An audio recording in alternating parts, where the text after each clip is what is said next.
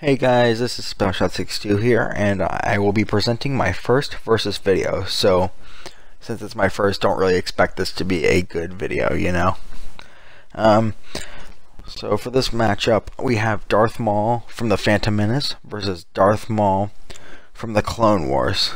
So, I don't know enough about these two versions of Maul on my own to make a thorough analysis. So most of what I am presenting to you will have come from respect threads of these two characters, as well as other versus series analyses of these characters, and also what I can pick up from their visual fights, you know, like from the Phantom Menace and from the Clone Wars series. From now on, just for future reference on the video, the Phantom Menace version of Maul will be referred to as TPM Maul, for sort of the initials for the Phantom Menace, while the Clone Wars Maul will be referred to as TCW Maul, for again the initials of the Clone Wars.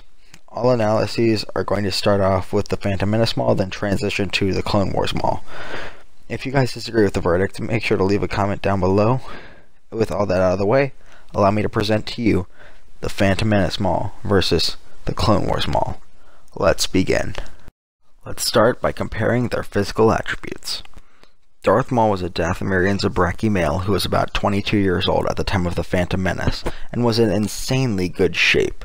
His strength was incredible, and he was capable of fighting a Wampa hand-to-hand, as well as breaking Darth Steel in the forms of both his combat droids and binders which restrained his hands. Despite how impressive his strength is, his dexterity is even more so, able to not only move faster than the eye could see, as well as evading blaster bolts, both without using the Force to augment his physical abilities, but he was also capable of dodging point-blank wrist rockets, fighting so fast his strikes seemed to come from everywhere at once, moving so fast that he could evade the attacks of Rapier, a droid who was made to deliver imperceptibly fast blows, as well as dodging a freight train moving at over 100 kilometers per hour, 60 miles per hour. Despite how honed his physical abilities were, he wasn't some glass cannon who couldn't take a hit. Maul has been hit physically by both Force sensitives and creatures such as Wampas, fought through having venom shot into his eyes, taken blaster bolts, was very good at resisting lightning, and he has even been run over by a sky car, and has still recovered insanely quickly. Oh yeah, let's also not forget about the time that he was almost cooked alive in temperatures well over 200 degrees. He also had incredible levels of endurance, remaining fighting for insane amounts of time. All of this was augmented by his use of hand-to-hand combat. Maul has trained in the use of Teras Kazi, which was a fighting style meant for non-Force sensitives to be able to defeat Force sensitives. So imagine how devastating it was when a Sith as physically fit as Maul used it. On the whole, Maul's physical abilities were insane, and anyone hoping to physically outmatch him is in for an uphill battle. TCW Maul appeared to be in approximately the same physical shape as TPM Maul, but with the obvious exception of his lower legs being replaced with mechanical legs, as well as him being a decade or so older. While the older versions of his legs, like his claw legs, had strengths and weaknesses of their own, the legs he received prior to his fight with Sidious appeared to be about the same as his natural legs. He never hesitated to use this fact to his advantage, making full use of whatever legs he had at the moment. His strength was such that he constantly staggered Kenobi whenever they dueled, despite him being the most defensive duelist of all time. He also knew how to deal with great strength, as he was able to easily subdue the likes of his brother, Savage Opress. His speed was such that without physical augmentation, he was able to deflect and dodge blaster bolts. While people would also put contending with Sidious physically as a feat, I believe Sidious was toying with Maul and Opress for the entirety of their fight. He was also very tolerant towards physical injury, taking numerous physical strikes, as well as the spinning blades to the face when facing Pre Vizsla. He was also skilled with unarmed combat, able to deal with Force sensitives, bounty hunters, and even the reigning Mandalore, Pre Vizsla. On the whole, Maul was a beast, through and through. This one's rather tricky, as both are very similar in the way they apply their abilities. When looking at all of their visual battle sources, TCW Maul seems to use his physical abilities more in combat, particularly in regards to duels with Force sensitives. However, TPM Maul was not incompetent in this field, and has displayed many abilities greater than those of TCW Maul. In my opinion, it comes down to this question: what's more important, impressive feats that happen more rarely, or inferior feats but with more application. While it's tricky to decide, the gap between their abilities is greater than the difference between their application, and as such, I gave TPM Maul the edge as a physical combatant. Next, let's examine their force abilities. TPM Darth Maul was a swordsman first and foremost, and therefore wasn't nearly as devoted to his force abilities. Despite this, his force abilities were still well honed. Maul was a highly skilled telekinetic. His basic force pushes could stagger opponents, while his more advanced applications were described as, well, I'll just read this excerpt from Darth Maul Shadowhunter and let you hear for yourself. Darth Maul pulled his double-bladed lightsaber from his belt and held his thumb upon the ignition button. He took a deep breath and centered himself in the swirls and eddies of the dark side. Then, his power and concentration thus augmented, he thrust forward his free hand as though hurling an invisible ball. The door shattered inward. He was also skilled with force grips, tactically throwing debris open a set of doors in his duel with Qui-Gon Jinn and his Padawan Obi-Wan Kenobi. He was also very powerful in the use of this ability, levitating a large boulder to a new location 8 or so meters away without even looking at it. He was also capable of force choke, using it very rarely to choke out enemies. His most skilled use of telekinesis, however, was his use of saber throws, which he had used to take out enemies on several occasions.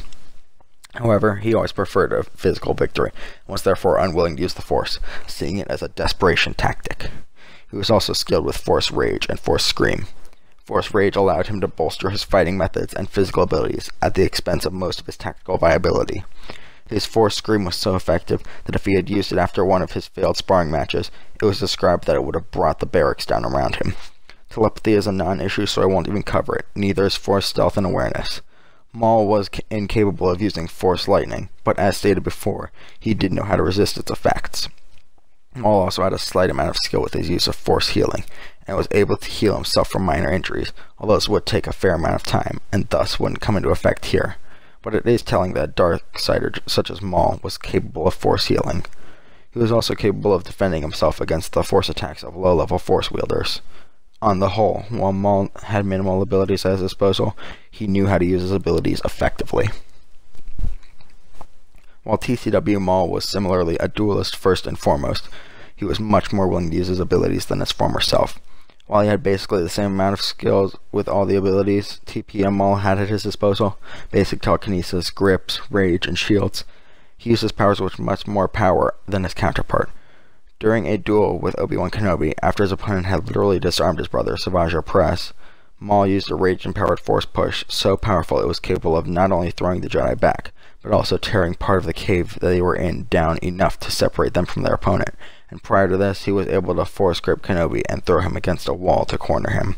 However, despite being perfectly willing to use his abilities, he knew when an opponent was far superior to him and knew when he had no chance in this field, such as in his duel with Sidious, where he never used the Force except to augment his physical abilities.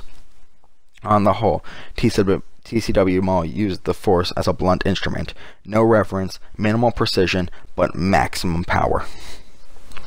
This one's pretty simple to call. While TPM Maul has more control and precision with his Force abilities, he rarely uses them, whereas TCW Maul used them wherever he sees fit, with as much power as he needs to put behind his attacks. TCW Maul gets the edge as a Force wielder. Now to examine their dueling abilities. TPM Maul wielded a standard saber staff with red blades. These blades provided extra cutting power at the expense of some of its maneuverability and control. The saber staff allowed Maul to better handle multiple opponents, as well as providing more leverage for strength attacks. But for every advantage of his weapon, Maul was saddled with just as many weaknesses. The lengthened handle not only made some moves impossible to perform, but was also a large target for an opponent to strike at. However, Maul at least knew the shortcomings of his weapon and equipped the staff with 2 emitters, so if the weapon was cut in half, he could still use at least one of the blades. TPM Darth Maul was one of the reigning lightsaber duelists of his day, and has a great track record. Maul's preferred form of lightsaber combat was Form 7, Juyo. Juyo was a randomized style, based around letting the thrill of battle fuel you, as well as giving into your emotions to ramp up your physical strength and speed. What's impressive about Maul's use of Juyo, however, is that he didn't give it into his emotions to do this, retaining his control while still buffing his physical attributes to the levels of exceptionally trained Force wielders. Juyo was a different form, however, in the sense that it required the mastery of multiple other forms. While this number has varied much over the many sources, it's usually either 2 or 3. Whichever it was, Maul definitely completed this prerequisite, mastering Form 4, Ataru, Form 6, Naiman, and supplementing the third prerequisite, if necessary, for Jarkai and or Terraskazi. Ataru was the fourth form of lightsaber combat, which emphasized force-enhanced speed and acrobatics combined with precise blade work. It also emphasized hand-to-hand combat and dual-weapon fencing. Maul used this to great effect to enhance his physical abilities. Naiman was the sixth form of lightsaber combat and was a jack-of-all-trades style, combining elements from the previous 5 forms, as well as from several other disciplines. It also emphasized the use of force-based and physical strikes, as well as dual-weapon fencing. He used this to increase his versatility in combat. Jarkai was a variant of Naiman based solely around dual-weapon fencing. Maul used all of these styles to enhance his use of the saber staff. It's insane that he was able to learn all of these that quickly. Naiman on its own is considered to take 10 years to master, according to Jedi Battle Master Sindralig, but Maul mastered all of these martial arts in about 5 to 7 years, as he started training with a blade in his mid-teens and mastered Juyo somewhere between the ages of 20 and 22. The aforementioned supplements made for a strange combination with Juyo. While most Juyo users flung themselves at their opponents, blitzing them with a powerful offensive, Maul was calculating and controlling, sussing out his opponents before working in his own counters. Maul has many kills under his belt, such as the legendary swordsman Anun Bandara and his Padawan Darsha Asant, Qui-Gon Jinn and his Padawan Obi-Wan Kenobi. He was also capable of killing about 40 Black Sun bodyguards, including quote-unquote, slaughtering 7 of the deadliest beings in the galaxy in less time than it takes to say it, in the words of the leader of the Black Sun. It must be emphasized that in his duel with Kenobi and Jinn, he was controlling the fight and guiding them to a location of his own choosing, and constantly attempting to separate the two Jedi. On the offensive, Maul was blindingly fast and strong, while still maintaining control, while on the defense, Maul controlled his opponents while stonewalling their attacks, at the same time attempting to chain in his own counters. On the whole, Maul earned his reputation as a great swordsman. TCW Maul wielded half of his saber staff alongside the famous Darksaber. This combination only seemed to provide him the standard dual-blade fencing advantages, that being increased speed and multiple offensive and defensive options, but at the expense of strength and gripping. TCW Maul was a devastating martial artist, and he often could be found pressing the attack against his opponents. Maul seemed to clearly lean towards the offense after his reconstruction. That isn't to discount his combat effectiveness, as he was still capable of defeating a large number of impressive opponents, including Savage Opress, Obi-Wan Kenobi during their first duel after Maul's rehabilitation, and Pre Vizsla, who was the reigning Mandalore at the time. Although in the case of Kenobi, it can be assumed that Maul's taunts got to Kenobi and threw him off his A-game. But that gets us into Maul's use of Dun Mach tactics. Dun Mach was a Sith art which emphasized using distractions and taunts to throw your opponents off, which Maul used to great effect in the majority of his duels. In terms of skill, Maul was able to defeat Pre Vizsla, the leader of the Mandalorians, a warrior clan, without using the Force. While Maul was an offensive dervish who could dish out insane barrages of attacks, he had little to no control and seemed to struggle defensively. Naysayers will argue that his ability to incapacitate Savage Opress would suggest otherwise, but keep in mind that we're talking about Savage Opress, someone Maul has seen fight several times prior to this, and was even more tactless than Maul, and was therefore easily controlled. However, it is clear that when Maul was fighting Vizsla blade to blade, he was clearly controlling the fight, forcing Vizsla to use the other tools at his disposal. On the whole, TCW was an impatient, unrestrained, aggressive fighter who let his control slip. Not to hold that against him, I mean he was literally fueled by hate and anger for 10 plus years, but he's clearly upheld most of his levels of skill, so why not his levels of control? This one's easily the most important conclusion of the matchup, but it's also probably the most difficult to call, as one combatant is more controlling, but one is so aggressive that they're hard to control. Both have contended with some of the reigning masters of their eras, and both knew how to control their opponents, if to substantially different degrees.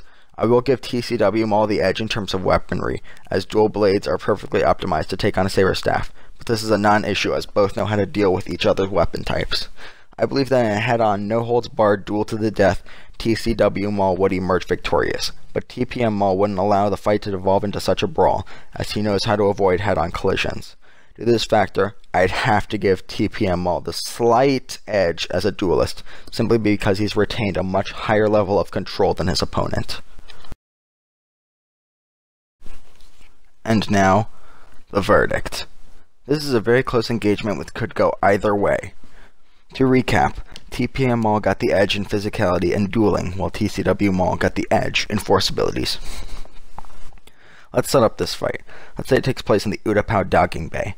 As a final tally, I'd say the advantage to the victor goes 6 to 10. The following is a hypothetical explanation of the possible outcomes. First, let's examine the early fight. As the two combatants were primarily lightsaber duelists, this would start off with standard swordplay. In these scenarios, I would give TCW Maul the advantage. While TPM Maul got the edge in terms of dueling due to his control, TCW Maul's offensive would be too much this early on, whether by overwhelming TPM Maul or even recognizing the style as his own form from so long ago. I'd give TCW Maul a 1-0 advantage, as TPM Maul wouldn't press an attack this early on. Next, let's examine the mid-fight. The mid-fight would see some force-based and physical attacks come into play. While TCW Maul would hold the advantage in these two areas during this stage, TPM Maul would maintain a control advantage, as well as start his own counteroffensive.